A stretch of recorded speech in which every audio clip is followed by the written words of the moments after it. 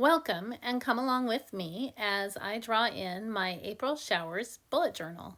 You'll see plenty of April showers and bright colored umbrellas, and also get a little insight into the habit trackers, the calendar that I make, and also at the end you'll get to see an overview where you can see the whole spread quickly. If you are looking for a bullet journal for any spring month or for a time that's rainy season where you live, this would be a great one to do. I didn't have a whole lot of time, and I do tend to get carried away, so I kept it really simple. I'm your Doodle Dragon, and I love to embrace doodling and just drawing simple pictures and to share them with others, and also to use them to make my life more fun and also more colorful. All of my bullet journals have little phrases or quotes that kind of keep me a little bit on track, and I've been really trying to learn to let go of things I don't need to control and just go with the flow. So for this journal, I said, let it rain. Because I'm using a dot grid matrix page, it makes it easy to use a different little square that the dots create for each little space that I check off how I'm doing on my yoga, my exercise, and just making sure I check in with my bullet journal so that I am staying on track, focused, and organized. Then I just went ahead and blocked in with the same colors that I used in the umbrella. So if you can make an umbrella and you can make rectangles, you too can make this spread.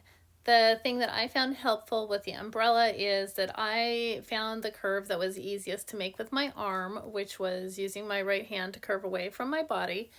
And then I basically turned the page as I was making the umbrella, so I was always using the curve away from my body for every curve of the umbrella. If you end up making a mistake like I did and you feel like your proportions are a little off, you can use your pen to shade in a little more at the top, and it does add a little bit more depth.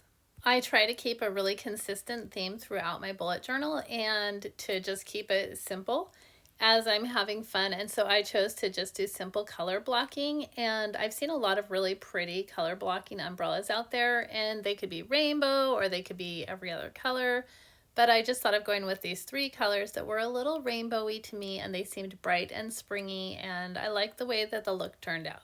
If you notice those crazy shadows on the last page, then you saw what happens when I start doing a bullet journal before the sun comes up, so I can do it before work.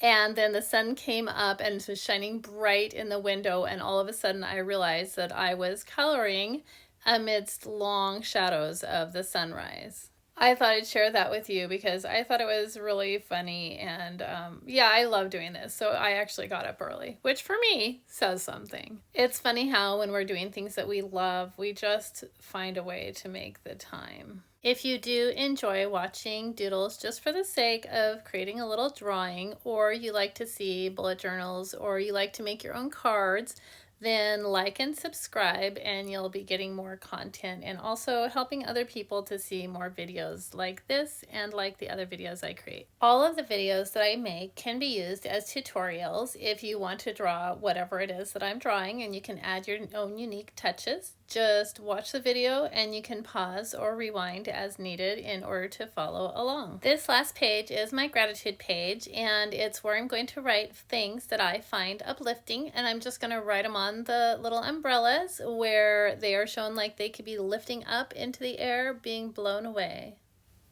And I put my pens down, and here is a final viewing of the entire bullet journal. You can see the pages that fold out.